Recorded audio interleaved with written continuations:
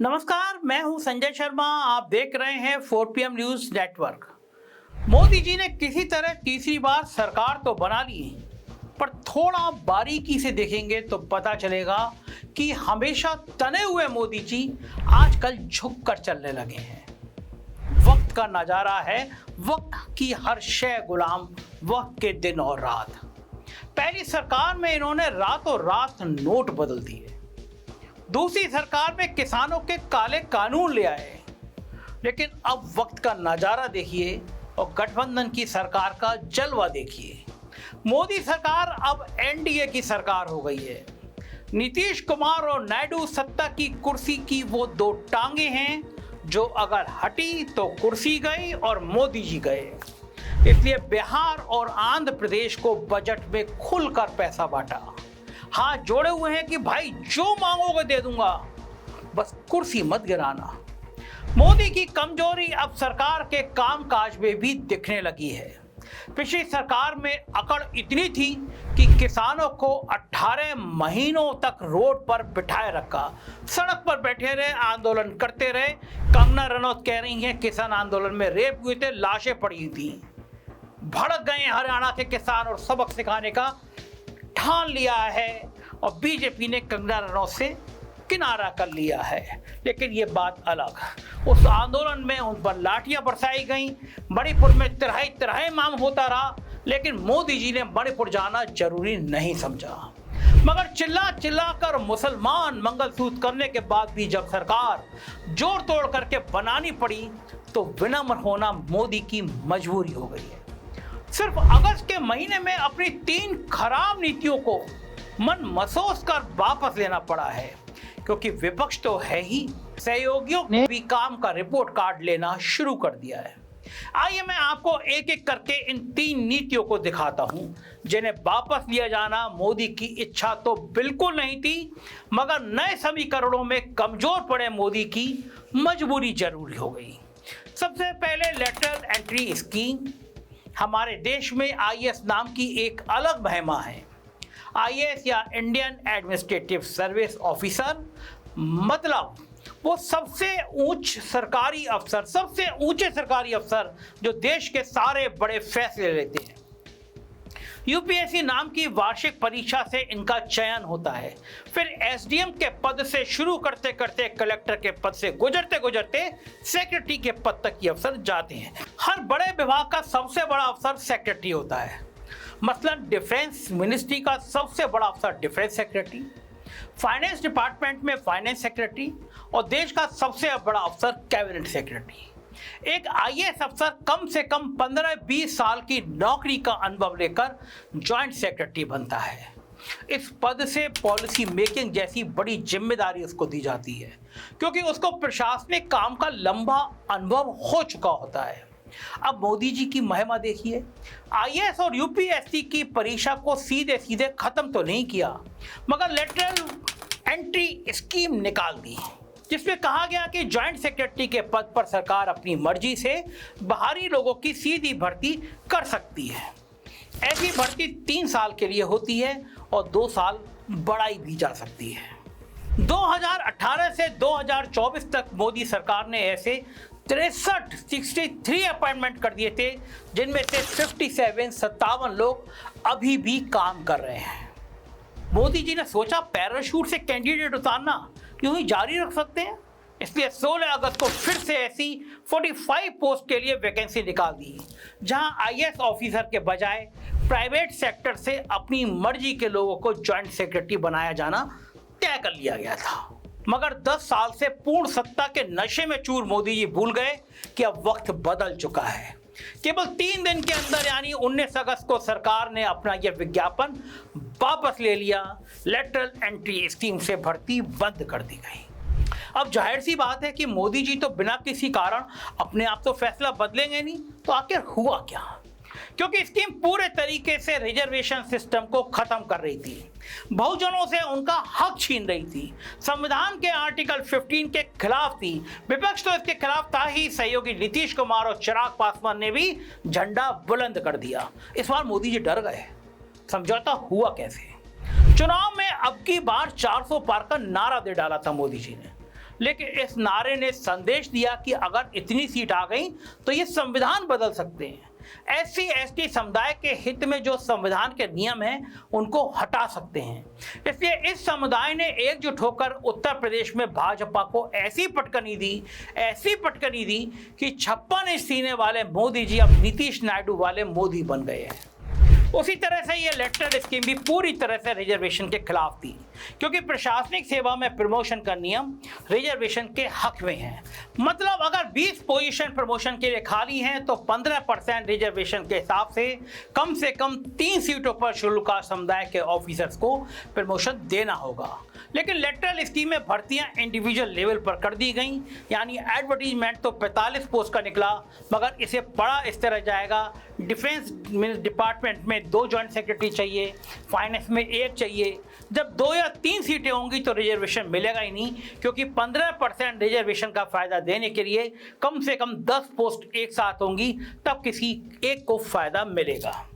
2018 में मोदी सरकार ने खुद कहा था हमारी लेटरल स्कीम डेपुटेशन स्कीम जैसी है, इसलिए schedule caste schedule type OBC reservation की जरूरत नहीं है। लेकिन अब इसे वापस लेते हुए खिसियानी बिल्ली की तरह खम्मा नोच रहे हैं मोदी जी और कह रहे हैं कि सामाजिक न्याय और समान अवसर के लिए ऐसा किया। ये तो सही है कि सामाजिक न्याय और समान अवसर के लिए इस स्कीम का हटना जरूरी था, मगर ये मोदी जी की इच्छा से नहीं हटी, विपक्ष की मेहनत और हिम्मत से हटी। साथ ही इनके अपने सहयोगी चिराग पासवान और नीतीश कुमार भी इस स्कीम के विरोध में हैं, इसलिए आ गए क्योंकि आने वाले बिहार चुनाव में जातिगत न्याय ही सबसे बड़ा मुद्दा बनने जा रहा है। हो सकता है कि कुछ दर्शक यहाँ ये सोचें कि प्रमोशन में रिजर्वेशन तो गलत है, वहीं अधिकारी ऊपर जाना चाहिए जो काबिल है। देखिए, रिजर्वेशन असलियत में बिल्कुल उल्टा काम करता है। कोई काबिल अधिकारी इसलिए रह ना जाए क्योंकि वो शेड्यूल कास्ट समुदाय से है, इसलिए रिजर्वेशन है, ना कि किसी नाकाबिल को आगे बढ़ाने के लिए। क्योंकि ये मान लेना कि सवर्ण वर्ग के हर इंसान काबिल हैं, अनुसूचित वर्ग का हर व्यक्ति नाकाबिल है, ये सोच बहुत गलत है और समाज में बहुत बड़े पैमाने पर फैली हुई है। वैसे लेटरल एंट्री स्कीम से भर्ती सो कॉल्ड काबिल अफसर का हाल देखिए। मधाबीपुरी सेवी की चेयरपर्सन है और देश में क्या हंगामा मचा ये मुझसे और आपसे छुपा नहीं है। आइए अब चलते हैं मोदी की कमजोरी दिखाने वाली दूसरी बड़ी घटना पर। हम आपको विस्तार से दूसरी बड़ी घटना दिखाते हैं। पिछले महीने मोदी सरकार ब्रॉडकास्टिंग बिल लेकर आई। इसके पीछे का हल्का सा बैकग्राउंड देखिए। चुनाव से पहले मोदी जी का घमंड चरम सीमा पर था, एक अकेला सब पर भारी, 400 सीटें जीतने का दावा था और इस कॉन्फिडेंस की वजह थी बिकी हुई मीडिया। टीवी चैनल पर दिन रात मोदी का गुणगान करने वाले पत्रकारों को लोग अब गोदी मीडिया कहने लगे हैं और मोदी जी को विश्वास था ये गोदी मीडिया उन्हें 400 पार करवा देगी।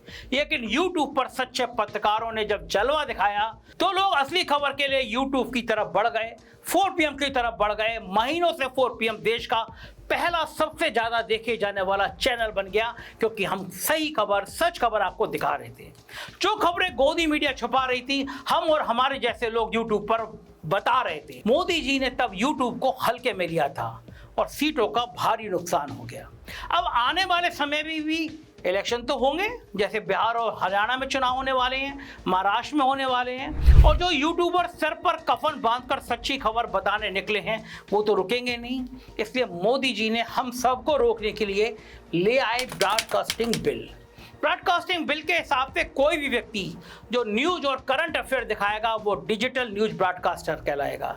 फिर चाहे वो वेबसाइट पर लिखकर दिखाए, सोशल मीडिया पर बोलकर, हर ब्रॉडकास्टर को गवर्नमेंट को अपने काम के बारे में इंटीमेट करना होगा, अपनी डिटेल देनी होगी। मतलब किस टॉपिक पर वो बात करता है, किस जगह पर उसका ऑफिस है, कितने सब्सक्राइबर हैं, पैसा कहाँ से आता है, वगैरह वगैरह। इसके बाद बिल का एक पूरा चैप्टर केवल कंटेंट के रेगुलेशन के बारे में है।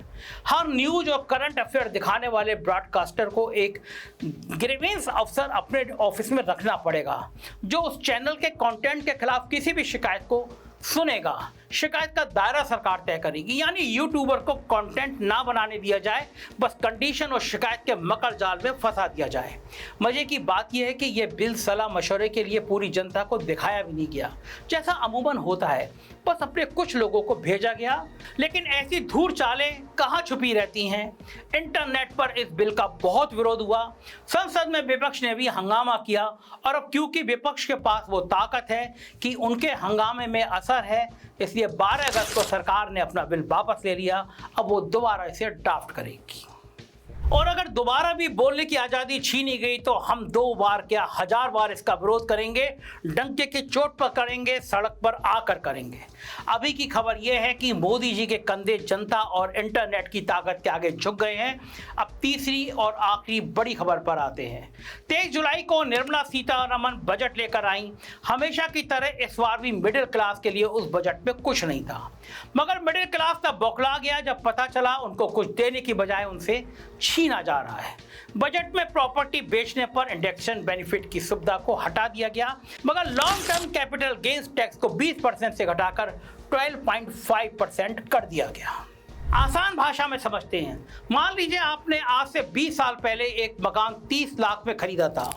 महंगाई की दर के हिसाब से इंडेक्स फार्मूला लगाकर आज उस मकान की बेस कीमत 50 लाख हो जाती है। अब अगर आपने उसे 60 लाख रुपए में बेचा तो आपको मुनाफा यानी कैपिटल गेन हुआ 10 लाख रुपया। इसका 20% टैक्स बनता है 2 लाख रुपया। अब निर्मला जी का नया फार्मूला देखिए, जिसमें कोई इंडेक्सेशन फार्मूला नहीं लगेगा, यानी मकान की ओरिजिनल कीमत 30 लाख है, असली कीमत मानी जाएगी और 60 लाख में बेचते हैं, आपका कैपिटल गेन हो जाएगा 30 लाख रुपया, जिसका नया 12.5% टैक्स होता है 3,75,000 रुपया, यानी 2 गुने के आसपास। मकान की कीमत अगर 1 करोड़ के आसपास है तो यह नया टैक्स 3 गुना तक भी हो जाता है। निर्मला सीतारमण रुपए के गिरने पर कहती है रुपए नहीं गिर रहा, डॉलर बढ़ रहा है। प्याज के दाम बढ़ने पर कहती है कि मैं तो प्याज ही नहीं खाती। अब ऐसे होनहार मंत्री मोदी जी को तो अच्छी लगेगी, मगर जनता को कहाँ अच्छी लगेगी। कट्टर मोदी भक्त भी तो प्याज खाते हैं और घरों में रहते हैं, इसलिए इंडेक्सेशन बेनिफिट को हटाने की आलोचना सब तरफ होने लगी। कोई और वक्त होता तो मोदी जी जनता के दर्द से आके मूंद कर मन की बात करते रहते, लेकिन अब ऐसा नहीं है। अब अचानक 8 बजे मोदी जी भाषण देकर अगले दिन जनता को नोटबंदी देने की लाइन में नहीं लगवा पाएंगे, इसलिए 10 दिन के भीतर 5 अगस्त को इंडेक्सेशन बेनिफिट को वापस लाया गया। अपनी इज्जत बचाने के लिए इसे जुलाई 2023 से पहले खरीदी हुई प्रॉपर्टी तक सीमित किया गया है। अब यहाँ एक सवाल उठ सकता है, कुछ लोग कहेंगे कि मोदी जी कुछ बुरा करे तो भी आलोचना, कुछ अच्छा करे तो भी आलोचना।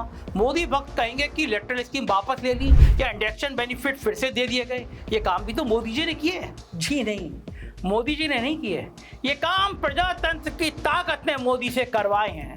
संसद में विपक्ष, इंटरनेट पर पत्रकार और सड़क पर जनता ने मिलकर मोदी को झुकाया है। अगर लोकतंत्र में कोई प्रधानमंत्री जनता की बात मानता है तो वो कमजोर प्रधानमंत्री नहीं होता, वो जनता का हितैषी होता है। लेकिन जिस प्रधानमंत्री को 1 महीने में आपने 3 फैसलों पर यूटर्न लेते हुए देखा, इससे लगता है कि वो चाहता तो कुछ और था, लेकिन लोकतंत्र की ताकत ने उसे वो करने नहीं दिया। आइए मिलकर हर दमनकारी नीति के खिलाफ यूं ही आवाज उठाते रहेंगे और जनता की ताकत से 56 इंच सीने वाले को कमीज में रहना सिखाते रहेंगे। शुक्रिया, थैंक यू।